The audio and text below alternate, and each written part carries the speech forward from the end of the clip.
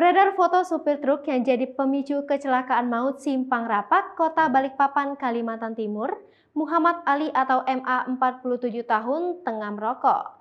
Sopir truk tersebut sudah ditangkap polisi dan saat ini telah ditetapkan sebagai tersangka. Hal itu diungkapkan Kepala Bidang Humas Polda Kalimantan Timur, Kombes Yusuf Sutejo yang menangani kasus ini. Meski begitu, penyidik tengah mendalami keterangan dari sang sopir truk. Sudah diamankan di Polresta Balikpapan, saat ini sedang mengalami pemeriksaan oleh kita dan pendalaman, kata Yusuf dari dikutip tribunnewsbogor.com dari Kompas TV Jumat 21 Januari 2022. Sopir truk itu diketahui bernama Muhammad Ali, merupakan warga Jalan Tanjung Pura, Kelurahan Telaga Sari, Kecamatan Balikpapan, Kota Balikpapan. Foto tersangka saat ditangkap polisi sudah beredar di media sosial. Dalam foto beredar, tersangka tampak tenang dan santai saat diamankan ke Polresta Balikpapan. Ia mengenakan baju merah yang dikenakan secara terbalik dan juga celana jeans biru. Masih dalam foto beredar, terlihat tersangka berdiri di samping salah seorang polisi dalam keadaan normal. Wajah hingga tubuh sopir truk sama sekali tidak memperlihatkan adanya luka. Sikap santai sang sopir truk itu pun menjadi sorotan. Bahkan, sopir truk masih sempat merokok ketika dibawa ke Polresta Balikpapan. Meski begitu, ia sempat menunduk ketika diambil fotonya.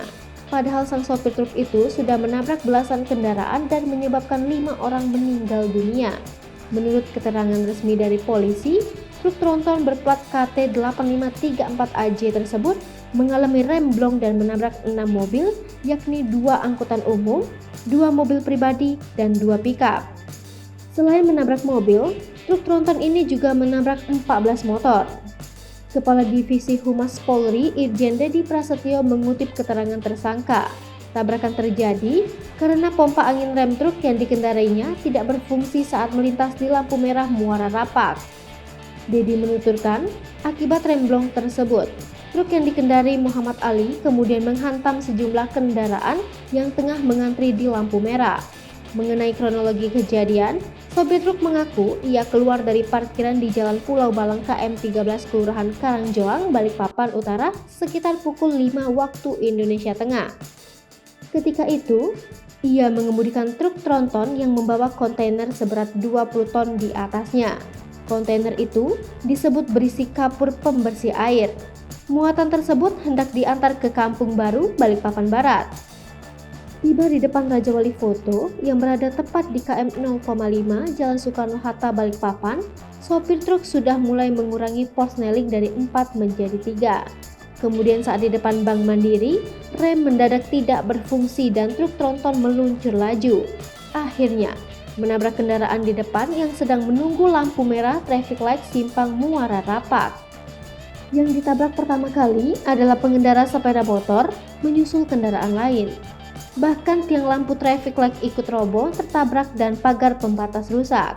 Akibatnya, sebanyak 5 orang meninggal dunia dan 14 lainnya terluka parah.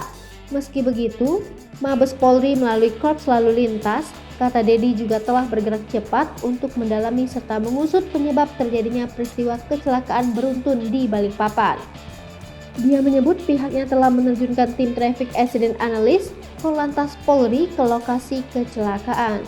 Tim tersebut, lanjut dia, nantinya akan memastikan penyebab utama dari terjadinya peristiwa kecelakaan tersebut.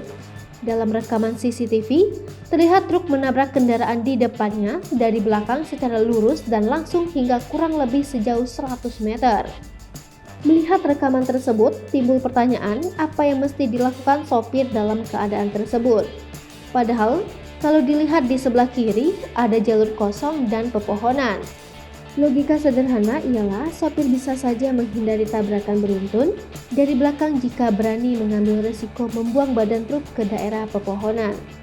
Training Director Safety Defensive Konsultan Indonesia, Sony Susmana mengatakan, sulit mengambil keputusan di saat genting, tapi hal itu juga berkaitan dengan pengalaman sang sopir. Sony mengatakan, mengapa sopir lurus dan tidak mengambil tindakan buang badan harus ditanya ke pihak terkait. Tapi ada dasar asumsi mengapa hal itu dilakukan. Karena itu, kata Sony, pentingnya jam terbang sopir saat membawa kendaraan besar. Karena dengan tingkat resiko yang besar, maka tanggung jawabnya juga makin besar. Hai pemirsa Sri Popo TV, jangan lupa komen, like, dan subscribe, serta tonton terus berita-berita terupdate lainnya ya.